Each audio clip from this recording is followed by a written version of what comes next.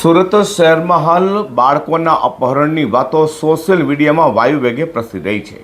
ત્યારે opera house એપાર્ટમેન્ટના નાના બાળકોના અપહરણ અંગે ફેલાયેલી વાત અફવા અને સાવ જ ખોટી હોવાનું પોલીસ દ્વારા જણાવ્યું છે.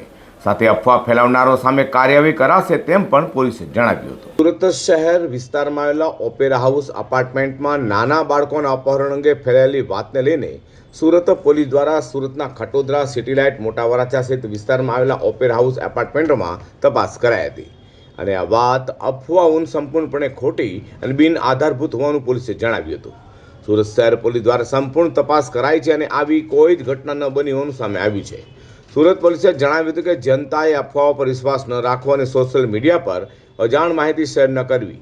જો કોઈ વ્યક્તિ ખોટી માહિતી ઇરાદાપૂર્વક ફેલાવતો હોય તો તેની સામે ભારતીય ન્યાય સંહિતાની કલમ ઇન્ફોર્મેશન ટેકનોલોજી એક્ટ 2000 એટલે કે અફવા ફેલાવવા બદલ સંબંધિત જોગવાઈઓ મુજબ કાયદેસરની કાર્યવાહી કરાશે.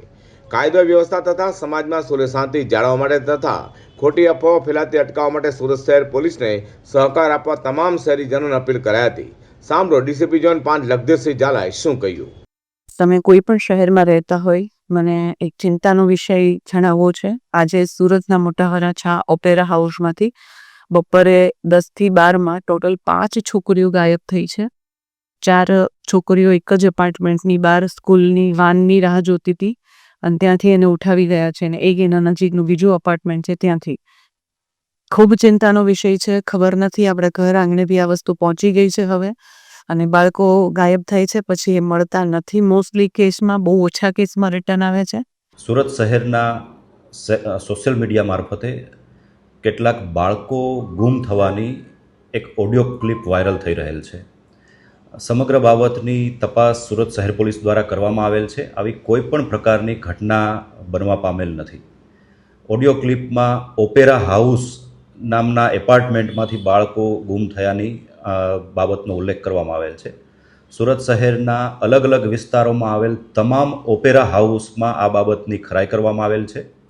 કોઈ પણ ઓપેરા હાઉસ મોટા વરાછા, ખટોદરા, વરાછા વિસ્તારમાં આવેલા તમામ ઓપેરા હાઉસ તથા અન્ય તમામ બિલ્ડિંગોમાં કે એપાર્ટમેન્ટમાં આવી કોઈ પણ પ્રકારની ઘટના સામે આવેલ નથી.